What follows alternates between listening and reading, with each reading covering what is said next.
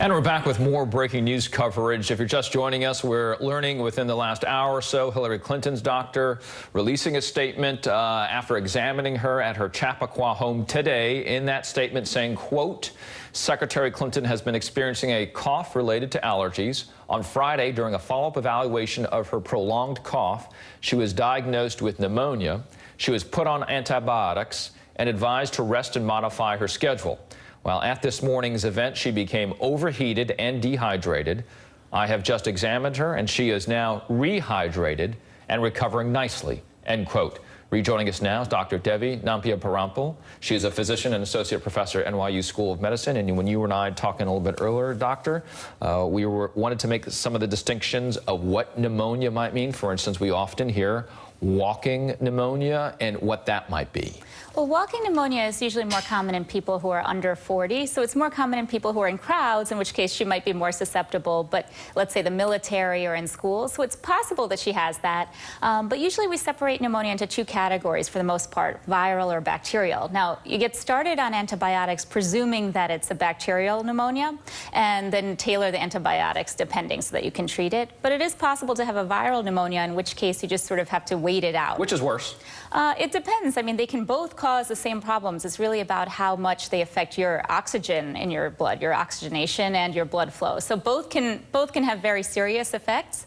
I would say in this case, you know, the thing that makes the biggest difference in terms of the prognosis is the person's underlying health. So if you have someone who's in pretty good health, who's pretty high functioning, who can otherwise take care of themselves, then for the most part, even if they have a pneumonia, they have a pretty good chance of bouncing back from that. On the other hand, if you have someone who's in poor health, who's in bed most of the time, who's not as functional, who has other issues, let's say, or other medical conditions, then a pneumonia could be enough to really tip them over the edge. It could be fatal in those cases. There are vaccines related to pneumonia as well? There's the Pneumovax, so that's for the community-acquired pneumonia. Now, they're not 100% effective. It depends, and every year... What does that mean when you say it's community? Oh, so the general pneumonia that's sort of out there. So not that you're necessarily predisposed to something, but just being out in the community or the environment, this is a pneumonia that you may be most likely to catch. So the vaccine... Similar to a flu vaccine? Exactly, the same idea. The same idea. So it's not 100% effective, but for the most part, it can lower your chances, and it's usually offered to people who are more susceptible to pneumonia. So, for example, let's say smokers, people who have COPD or other issues, asthma, which she, because of her age, may have gotten it as well, but she doesn't have those other conditions as far as we know. So. Now, depending on who you are going to get your advice from, there are certain suggestions based on your age that you would be more susceptible to this, and perhaps that you should, for instance, take more precautions. In this case, it may be getting these vaccines. I agree. I mean, I think people should follow the general guidelines. So I'm always in favor of getting the vaccines that are recommended, but not necessarily that people should be on stronger antibiotics or go overboard with additional vaccines that may not benefit them. But it sounds like she's kept up with the regular screening and done what was appropriate. All right. What we just learned, Dr. Devi, within the last 30 minutes or so, we are hearing from a senior aide that they are seriously reconsidering her travel schedule. She's supposed to go to California tomorrow. We have Dr. Bardak's statement that we were just reading, and in it, I'll repeat what was said there, that Secretary Clinton was advised to rest and modify her schedule. So if you are diagnosed with having pneumonia, it's not stay home. It still could be you're still able to work. Well, for the most part, doctors will recommend that you stay home for two reasons: so that you can rest and recover, and so that you don't spread the infection to other people, right? Especially depending on the type of pneumonia that it is. But of course, you're not forced to do that. These are recommendations. So depending on the person, they might choose to still go to work or choose to still do what they need to do. So it is possible for her to travel. Obviously, she came to the 9/11 commemoration, but she might want to limit her schedule just so that she has enough of a chance to recover. How long are you contagious with pneumonia? Well, if you have a bacterial pneumonia and it's been treated with antibiotics, usually those will start to take effect within a day or two, so that you might be okay to meet with people and not necessarily spread the infection. On the other hand, if you have a viral pneumonia, the antibiotics are not going to change anything. So it's really a matter of your body beating that viral pneumonia and then preventing you from being contagious to others. When we hear pneumonia, Dr. Devi, it's a big word by itself, pneumonia. Number two, there's a lot of worry around it. It's not a cold. Make that distinction for us.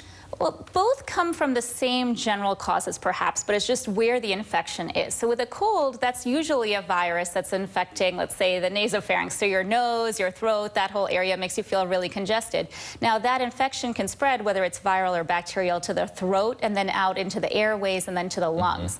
So when the infection is in the lungs, it's more of an issue because it could affect your oxygenation. So, for example, if someone feels like fainting or they actually faint, it could be because your brain's not getting enough either oxygen or enough blood flow, so in terms of the fluid and the oxygen. Now, if you have pneumonia, there are two different reasons, at least, why she might have felt like fainting. Either there's not enough fluid, right, so the blood flow was affected, or there's not enough oxygen, perhaps, from the pneumonia. What about severity, though? That's what I'm really zoning in on here, because when you hear pneumonia, the severity index, if you will, for everyday folks like myself goes, oh, that's pneumonia versus a cold. That's the distinction I'm really asking you about. Well, a cold is not fatal. I mean, for the most part, a cold is not fatal, although some viruses can be. Pneumonia can be fatal, but of course, if it was diagnosed early, treated early, and in a person who's relatively healthy, then you have a very good chance of recovering. Now, what about age-related concerns with pneumonia itself? As we know, Secretary Clinton is and was the most traveled Secretary of State ever. She had been in just about every corner of the world here, which means you also have seen and therefore fought off potentially all sorts of different things. Well, she might have a greater immunity if she's been exposed to different types of things, but nevertheless, I mean, if you look at the CDC chart based on things that are more likely to affect or really harm people who are 65 and above, pneumonia and other respiratory illnesses are up there in the top 5. So she would have to take it seriously, just based on statistics and the demographics. But for the most part, I think if her doctor's on top of it, if she was diagnosed on Friday, started early on this, then the severity should be hopefully under control. You have very limited information, only what we have from the statement from her doctor, as well as the video that you've seen here.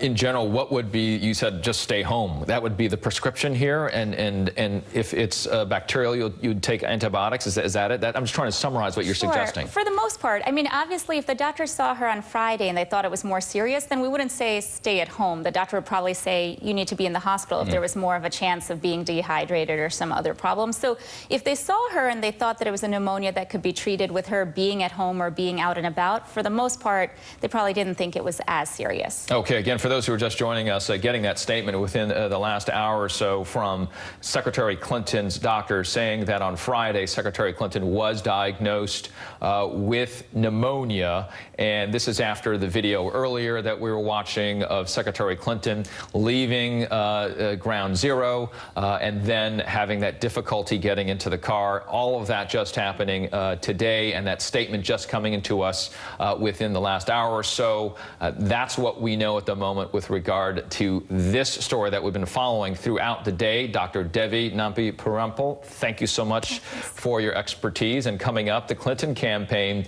says it is not sure now if Hillary Clinton will make that scheduled trip to California tomorrow. We're going to have a live report from Chappaqua as our breaking news coverage continues right here on MSNBC, the place for politics.